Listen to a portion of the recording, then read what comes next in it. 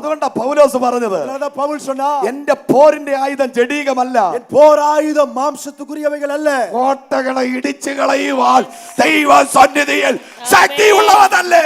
ஓ அரண்களை நிர்மூலமாக்கத்தக்கதாய் நான் பெற்றுக்கொண்ட தேவபலம் என்று சொல்கிறார். ഹല്ലേലൂയ. ஹல்லேலூயா. ഈ ഭൂതം പുറത്തു പോയപ്പോൾ இந்த பிசாசு வெல்ல துரத்தடிக்கப்பட்ட போது ലിദിയ എന്ന് പേരുള്ള ഒരു സഹോദരിയെ ദൈവം എഴുന്നേൽപ്പിക്കുക. லீதியாள் என்ற பெயர் கொண்ட சகோதரியை கர்த்தர் எழும்ப பண்ணுகிறார். Hallelujah. Hallelujah. Praise the Lord. ஆமென்.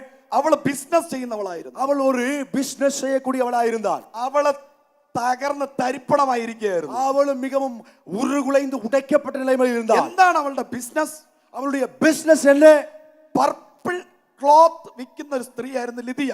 ரத்தாம்பர துணியை விற்கக்கூடியவளா இந்த அமை லீதியாள் இருந்தாள். രക്താംബരം എന്ന് പറഞ്ഞാൽ പർപ്പിൾ ക്ലോത്ത്. ஆமென். ரத்தாம்பரம் என்று சொன்னால் பர்பிள் கிளாத் என்ற So அர்த்தம். expensive dress. அது மிகவும் விலை மதிப்புள்ள ஒரு உடை. അറ്റ്ലീസ്റ്റ് സ്റ്റാർട്ടിങ് 50,000 1 lakh വരും. அது அதனுடைய மதிப்பு ஆரம்பத்திலேயே அது ஒரு 50,000 50,000 மதிக்கக்கூடியதா ഈ இருக்கும். ഭൂതം പുറത്തു പോയപ്പോ இந்த பிசாசு இவளை விட்டு வெளில போன போது ലിദിയ ചെയ്യുന്ന ബിസിനസ്സിനകത്ത് സക്സസ് ഉണ്ടായി. லீதியாள் செய்த தொழிலுக்குள்ளே ஒரு பெரிய வெற்றி இருந்தது. കരങ്ങളെ ശക്തിയോടെ അടിച്ചു പറഞ്ഞാട്ടെ கையை நல்லா தட்டி சொல்லுங்க. ഹല്ലേലൂയ.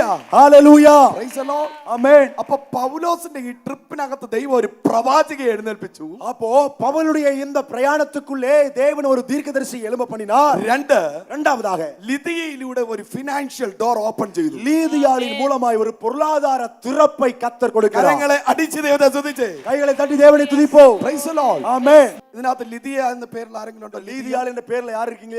ഇന്ന് പകല് நல்லா கையை தட்டி சொல்லுங்க. இந்த பகல் അസാധാരണമായ ഒരു സക്സസ് നിങ്ങൾ കാണാൻ പോവാ. அசாதாரணமான வெற்றியை நீங்க பார்க்க போறீங்க. അസാധാരണമായ ഒരു സക്സസ്. அசாதாரணமான ஒரு வெற்றி. ഹല്ലേലൂയ. പ്രാർത്ഥിച്ചു. എഴുന്നേറ്റോ எழும்புங்க. പ്രാർത്ഥിച്ചു. ஜெபிங்க. സാം ആരാണ്? சாம் யாரு? சாம். ഹല്ലേലൂയ. ஜீசஸ்.